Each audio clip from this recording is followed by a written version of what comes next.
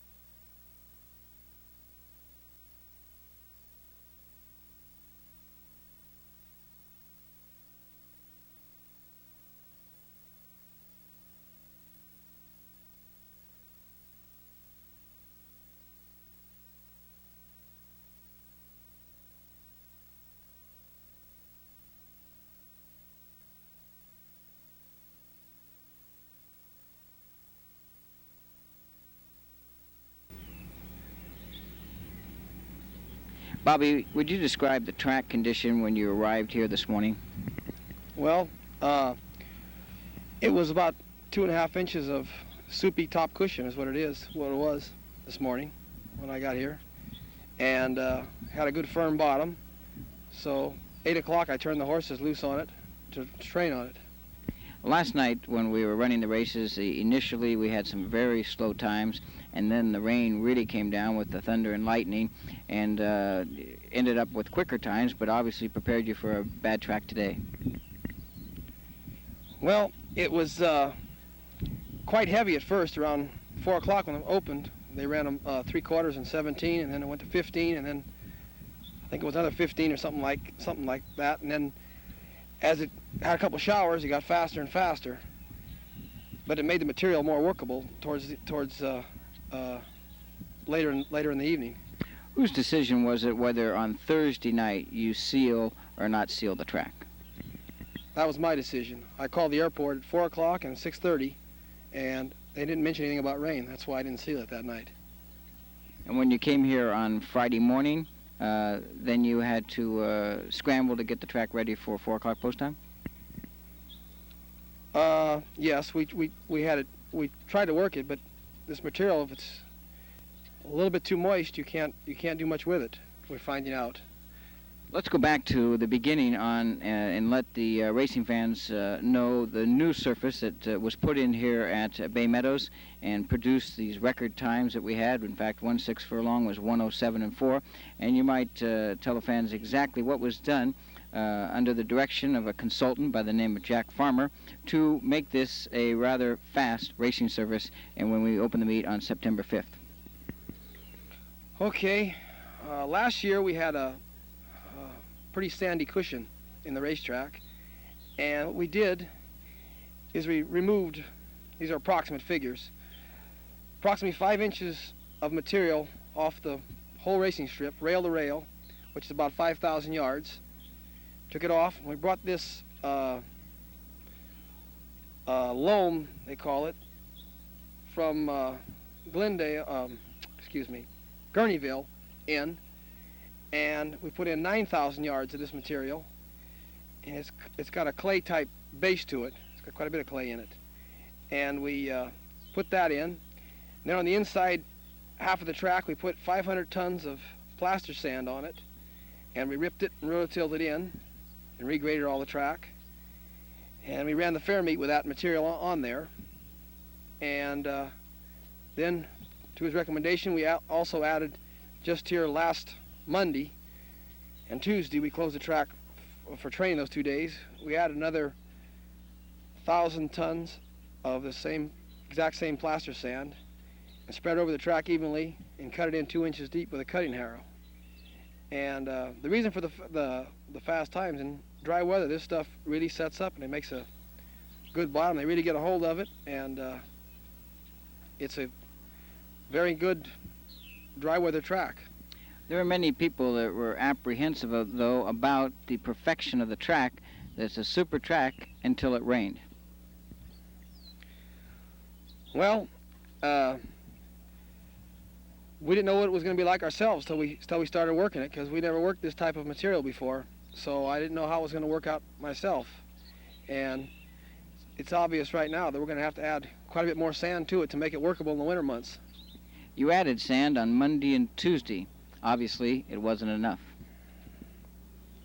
Well, everybody thought they were going to have to add some more, and this just confirms it. We're going to definitely have to add some more. What's being done right now as we're here trackside to prepare the track so that we can resume racing tomorrow?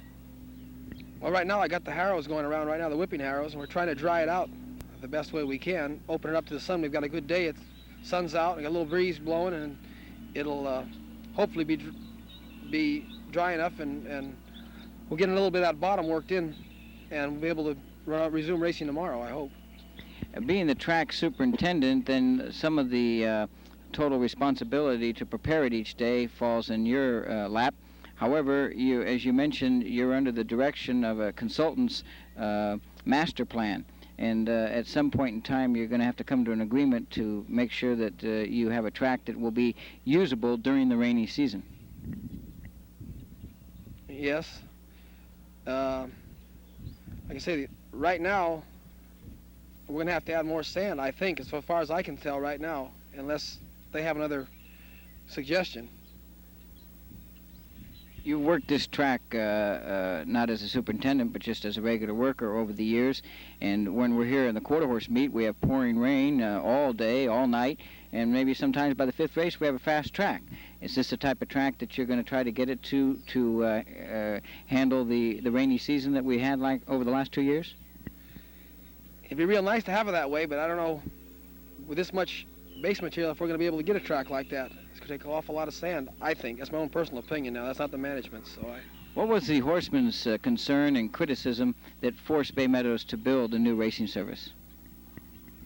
Well, the main thing was they were saying the cuppiness. They wouldn't be able to get a hold of it. It was too much sand. The base was composed of too much sand, and they said they were having a lot of injuries to the horses, bowing and sprains and whatnot. Do you think it's possible to come to some form of compromise between the 107s and the 117s by having enough sand that won't be so cuppy that they say that it cuts the horses, but will be at least a safe racetrack and one that you can maintain a winter season on? I don't know at this point right now, but clarify that it wasn't really cutting the horse with the sand. It was I was saying about they say the hardness of the base is what they were complaining about, and with sprains and things like that, not cuts or anything like that. I wouldn't have any problems with that way there. So just to clarify that point there. But are you confident that if it was returned to total responsibility of your crew, that you could get this track back in safe and good racing condition for the balance of the season? I don't know about that. It depends on how much they want to change over here, what we have to do to it. It depends on what kind of a program they let us set up. It all depends. I won't say for sure. And your recipe would be more sand? As of right now, without taking off this stuff and putting on something else, that would be about the most economical way and the fastest way, I think, right now. Maybe remove some of this and put some more sand on. But like I say, this point here, I want to get it dried out and then go from there, and we'll see what happens then. Add some more sand, though, first. All right, trackside with the track superintendent, Bobby Canadas, as he's watching his tractors and his men harrow this racetrack to open it up. And if the sunshine keeps up, we might be resuming racing tomorrow, post time at 1 p.m. Sam Spear, back to Thoroughbred Review.